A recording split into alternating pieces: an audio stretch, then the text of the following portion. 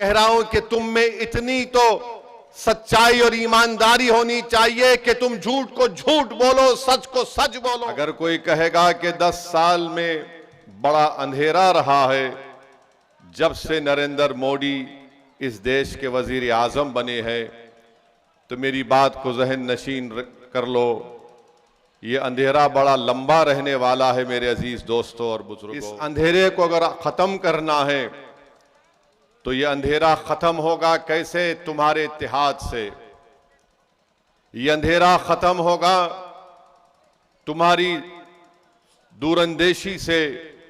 ये अंधेरा उस वक्त खत्म होगा जब मिल्लत के गयूर नौजवान इस बात को समझेंगे और कहेंगे कि अब हम अपने मुस्तकबिल के फैसले हम खुद करेंगे। ये अंधेरा उस वक्त खत्म होगा मेरी इज्जतदार और माँ और बहनें, जब आप घर में एक इनकलाब को बर्पा करेंगे।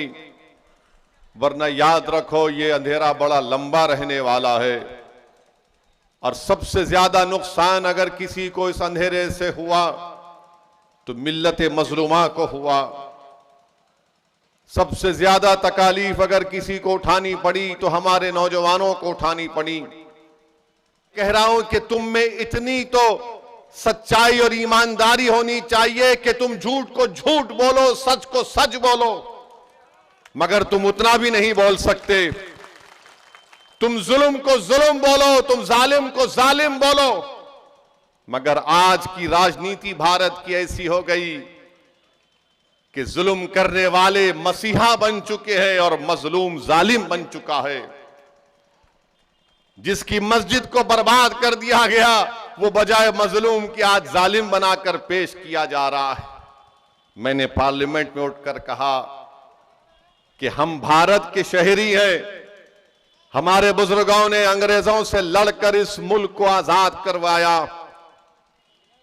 हमसे पूछो, तुम गांधी की बात करो, मौलाना आजाद की बात करो, तुम पूछो हमसे जौहर बरादरान की कुर्बानियों को, तुम पूछो हमसे अल्लामा फजल हक खैराबादी की उस काला पानी की तकालीफ के बारे में पूछो, तुम पूछो हमसे हुसैन अहमद मदनी की माल्टा की जेल में कितनी तकालीफ उठाना पड़ा। मगर आज इख्तिदार की कुर्सियों पर बैठने वाले और जो तुम्हारा वोट लेकर जीत कर जाते हैं वो खामोश बैठ जाते हैं जब हमसे कहा जाता है कि तुम बोलो, क्या तुम औरंगजेब के बारे में बोलो, तुम जिन्ना के बारे में बोलो। मैंने पार्लियामेंट में कहा कि मैं औरंगजेब और मोहम्मद अली जिन्ना का तर्जुमान नहीं हूं, मैं भारत के संविधान की बात करता हूं और उसके दरमियान में रहकर अपने हक की मनवाने की बात करता हूं। भाई याद रखिए, ये हालात ऐसे हैं जब आपको और हमको अपनी आवाज को उठाना पड़ेगा। बिहार में अख्तरुल ईमान जब बोलते हैं तो बिहार की असेंबली के हर फर्द कान लगाकर सुनता है कि अख्तरुल ईमान क्या बोल रहा है।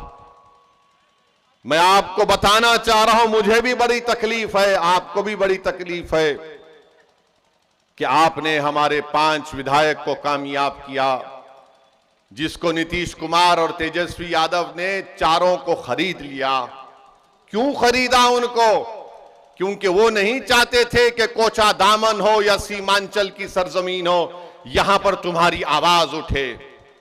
वो कभी भी इस आवाज को बर्दाश्त नहीं करेंगे। हां, यादवों की आवाज को बर्दाश्त किया जाएगा, कुर्मियों की आवाज को बर्दाश्त किया जाएगा, भूमिहार की आवाज को बर्दाश्त किया जाएगा, ब्राह्मणों की आवाज को बर्दाश्त किया जाएगा, अपर कास्ट की आवाज को बर्दाश्त किया जाएगा, मगर पूरे बिहार में और खास तौर से सीमांचल में किसी एक आवाज को कभी बर्दाश्त नहीं किया जाएगा। वो आवाज होगी अख्तरुल ईमान की।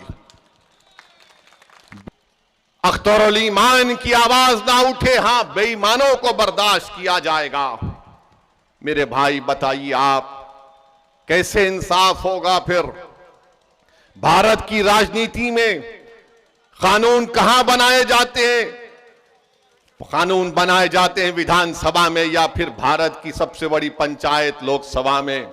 अगर वहां पर तुम्हारी आवाज नहीं होगी तो कौन होगा?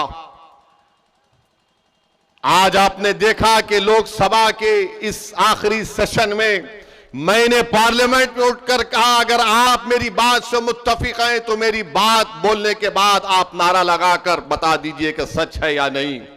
मैंने कहा था कि भारत में आज जो मुसलमान है वो अपने आप को इस तरह महसूस करता है जिस जमाने में हिटलर की हुकूमत थी, उस जमाने में यहूदी अपने आप को गैर महफूज समझते हैं। बताओ क्या मैंने झूठ कहा या सच कहा? बताओ मेरे भाई, यही तो चीज है।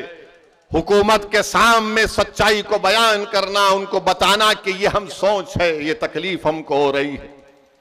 मेरे अजीज दोस्तों और बुजुर्गों, मैं आपसे अपील कर रहा हूं कि चाहे सीमांचल हो या भारत हो, अपनी मस्जिदों को आबाद रखो।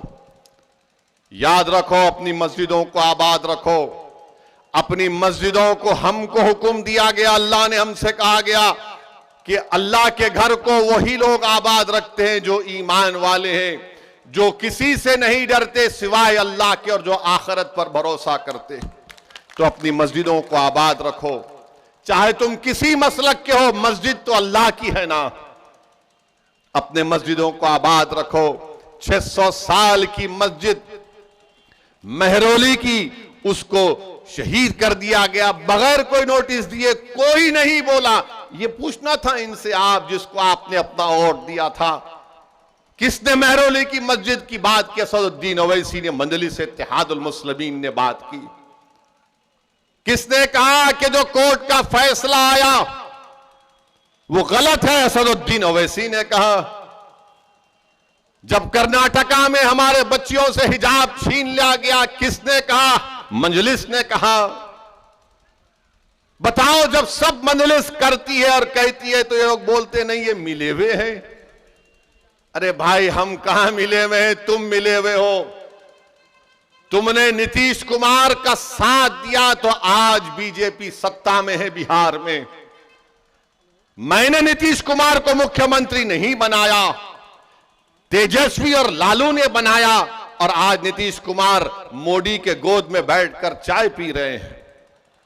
बताइए इसका जिम्मेदार कौन है? कभी आप सोचो कि आपने वोट दिया था इनको। गठबंधन गठबंधन, मैंने आपसे कहा था कि देखो नीतीश कुमार, ये लोग बीजेपी को एक दिन सत्ता में लेकर आएंगे।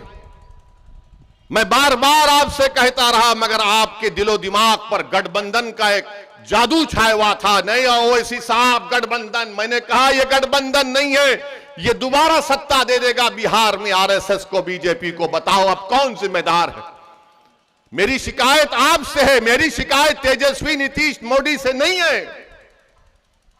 मैं आपको अपना समझकर, अपना बेटा समझकर, अपना भाई समझकर, अगर मैं गलत कह रहा हूं तो मुझे माफ कर दो। मैं आपसे शिकायत करने आया हूं। मैं कहां पर शिकायत करूंगा? मैं किसके सामने जाकर अपनी बात को करूंगा? मैं तो तुम्हारे घर पे आऊंगा ना। तुम्हारा घर मेरा घर है, तुम्हारा घर अकेला तुम्हारा घर नहीं है। इसलिए मैं बड़े फक्र से कहता हूं कि सीमांचल का हर घर असदुद्दीन ओवैसी का घर है।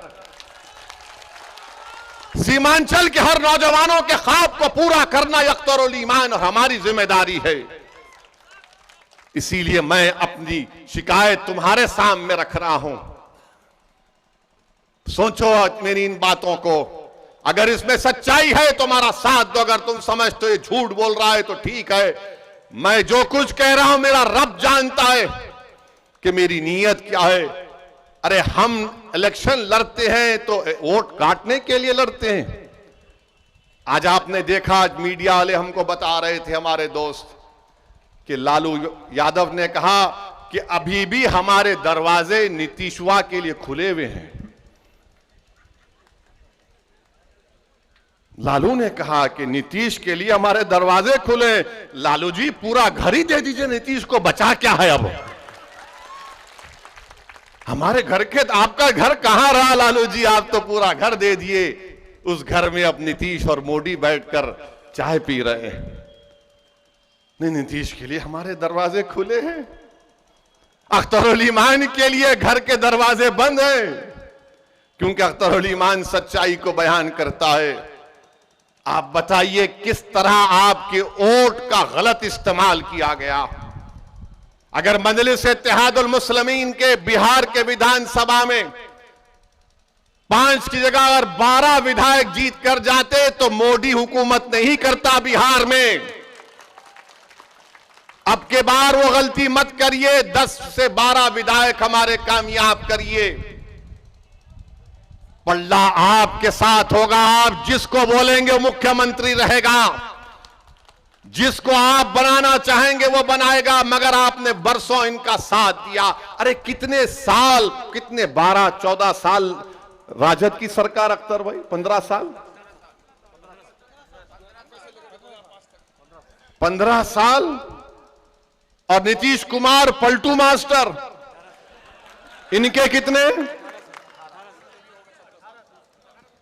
17 साल, 15 और 17 मिला दीजिए 27 साल, अब 32 साल हो गए। माफ करना, बिहारी मैथ्स में अच्छा होता है। 32 साल हो गए। 32 साल में तो 2-2 नस्ल तैयार हो जाती है, और बिहार में तो बच्चे जल्दी पैदा हो जाते हैं।